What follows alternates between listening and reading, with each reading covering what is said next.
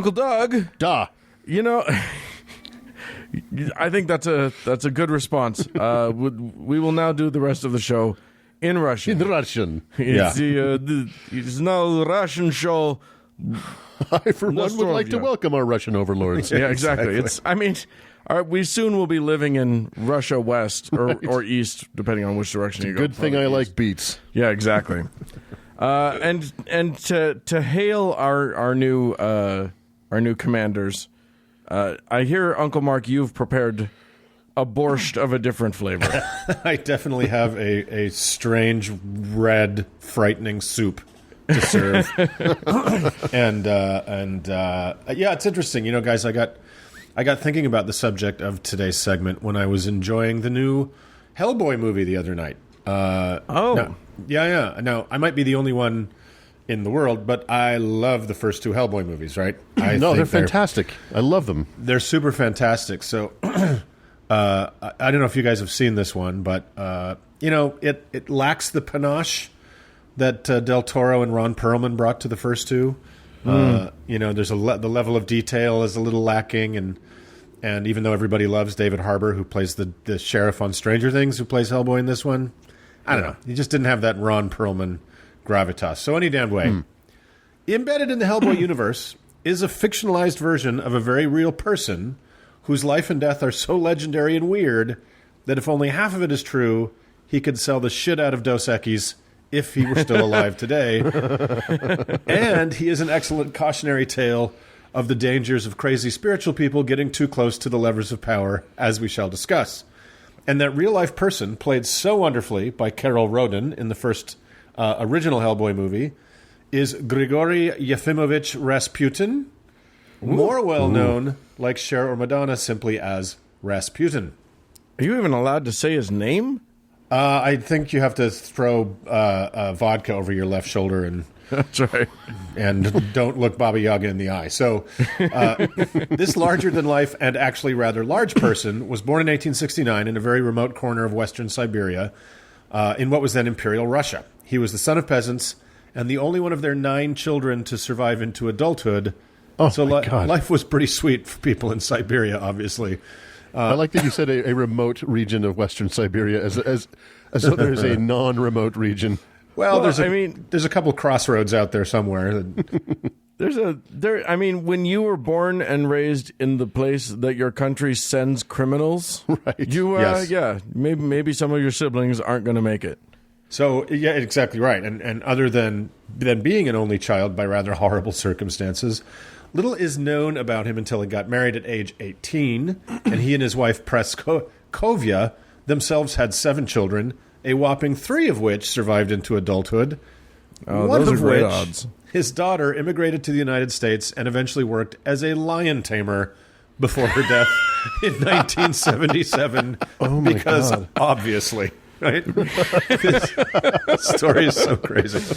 But he later pretty much just abandoned the family as he wandered around searching for some meaning in his life.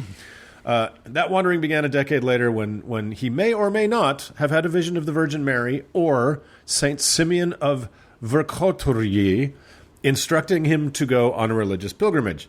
He did so, and there he spent several months in a monastery under the tutelage of some guy who it is believed taught the illiterate 28-year-old to read and write. And in addition to the gift of literacy, he left a changed man. He decided to become a vegetarian, and for a brief time swore off booze, an oath that was not going to last very long, as we will examine. Although I do want to say that everything that you're about to tell us, everything that follows from here on out, I see as a cautionary tale against vegetarianism. I'm just throwing that out. Or sobriety.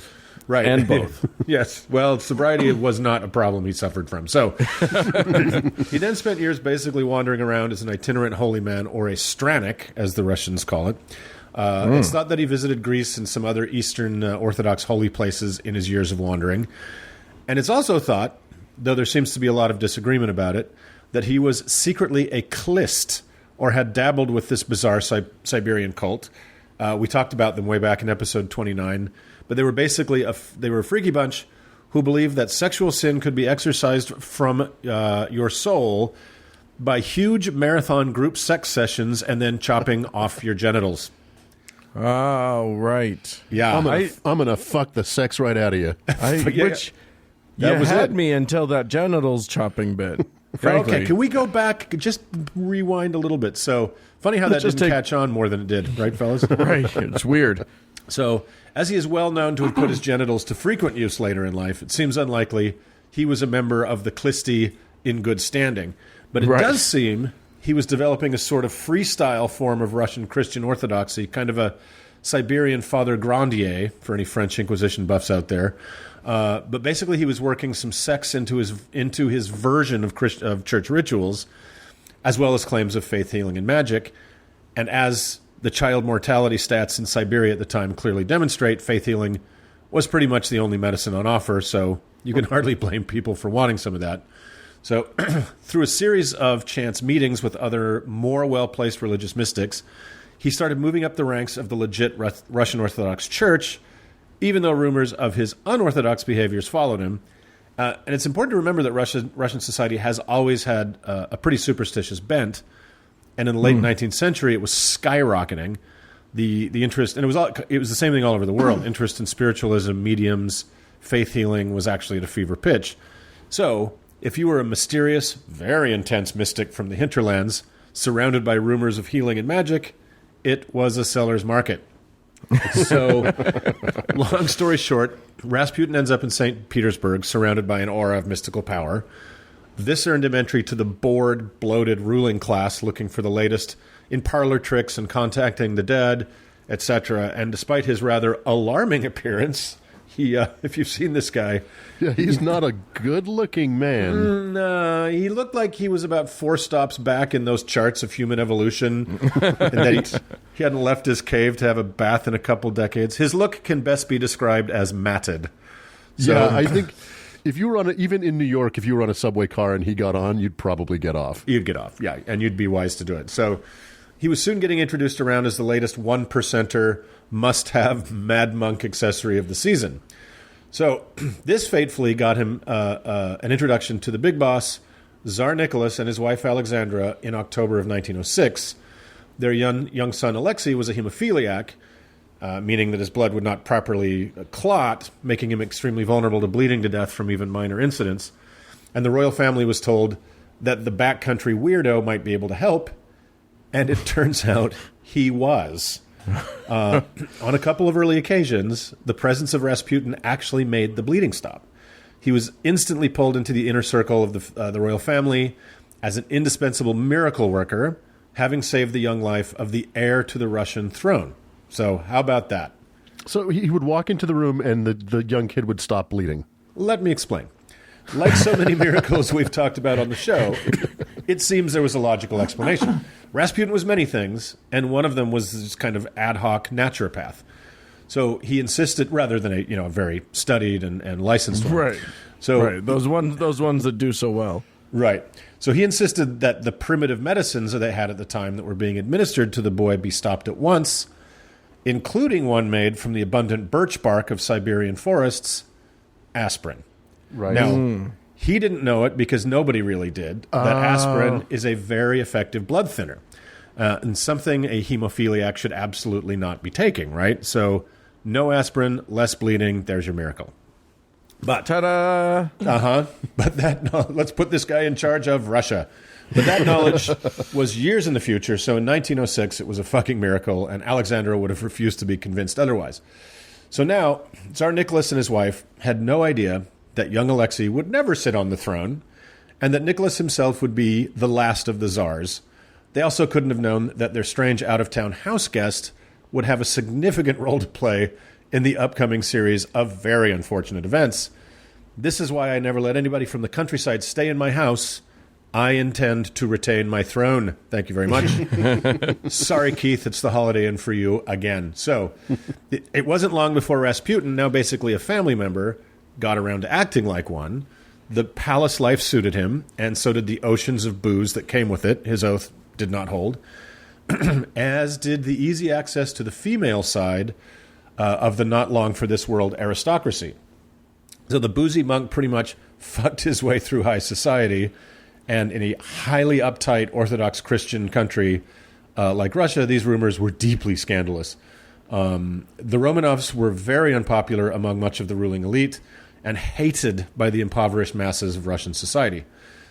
The Rasputin scandals were definitely not helping, but the family refused to hear it. He was a miracle worker, even if he was a sloppy drunk one that couldn't keep it in his unwashed pants. So at the outbreak of World War I, Russia, like every other current and former country in Europe, dashed gallantly into the breach of chivalric insanity.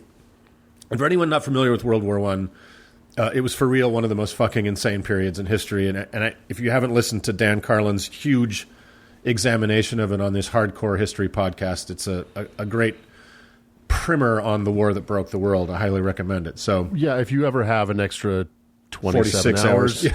It's so fucking long.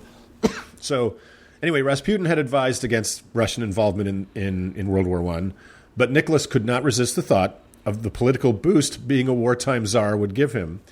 So Rasputin advised him the only way they would be victorious is if God's chosen monarch, the czar himself, were to lead the troops on the battlefront. And the czar took his advice and toddled off to the meat grinder with a jaunty new hat. So Alexander and Rasputin essentially were left in charge of a nation on the brink of crisis.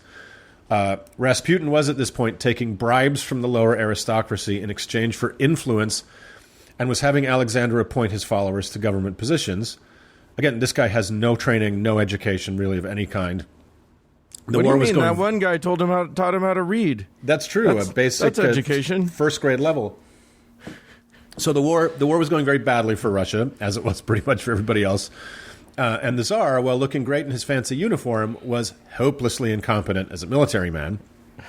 Public outrage was intense, and the peasants were growing very restless.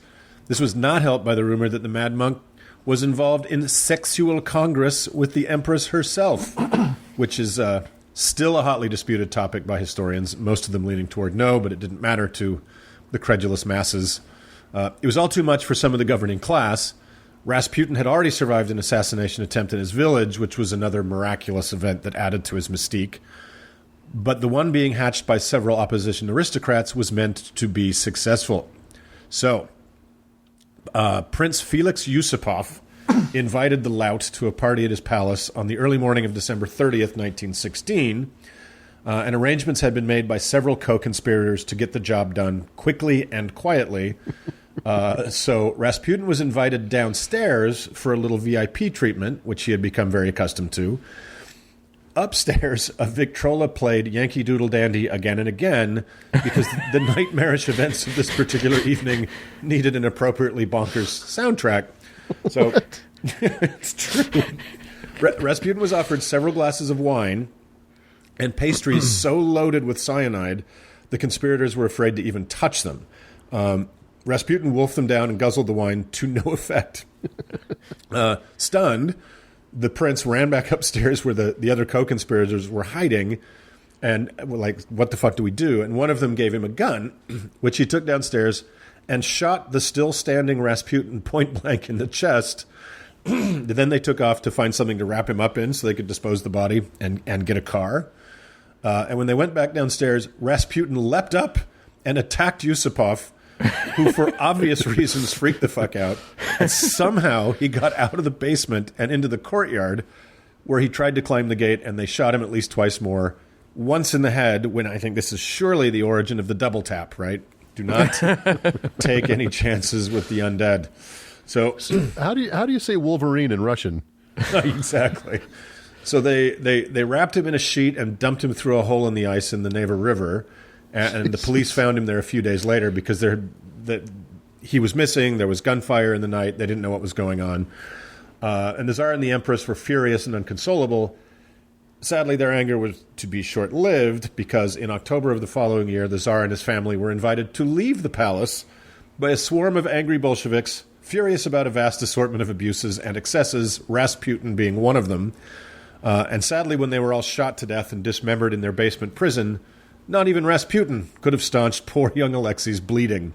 So, like the sainted King and Queen of America, Ron and Nancy Reagan, and their court astrologer who sought the wisdom of the constellations for when to schedule fucking nuclear arms negotiations, I think bringing soothsayers and healers and religious lunatics into the cockpit of government makes a safe landing far less likely. The separation of church and state, people. Learn it, live it, love it. So... Yeah. It didn't do so well for Julius Caesar either. So no, there you go. And there's history is replete with this cautionary tale. So Rasputin was buried in a little churchyard belonging to the royal family, but after the revolution, his body was dug up by the Bolsheviks and burned, lest it become a shrine. So you can't just go, pour some vodka out on it. Sorry, guys. And because this whole sordid mess isn't strange enough, rather, that's what they tell you they did with the body. Really, they reanimated it, and he's walking the earth today as Tom Hardy in all of those movies. Oh, I thought that the Clintons killed him. Anyway, because this whole sordid mess isn't strange enough, let's end with the lyrics from Eurodisco band Boney M's 1978 hit disco single, Rasputin. This is a real thing. I'll put it in the show notes. It is so fucking crazy. There lived a man in Russia long ago. He was big and strong, his eyes a flaming glow. Most people looked at him with terror and with fear, but to Moscow chicks, he was such a lovely dear. He could preach the Bible like a preacher full of ecstasy and fire, but he also was the kind of teacher women would desire. And then the chorus, rah, rah, Rasputin, lover of the Russian queen. There was a cat that was really gone. Rah, rah, Rasputin, Russia's greatest love machine. It was a shame how he carried on.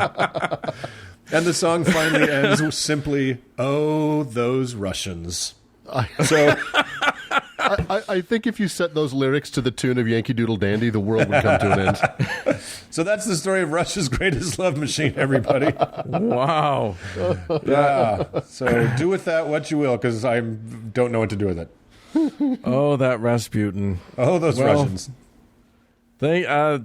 Thank you for that, and I guess we'll just move on. Let's get out of До here. свидания.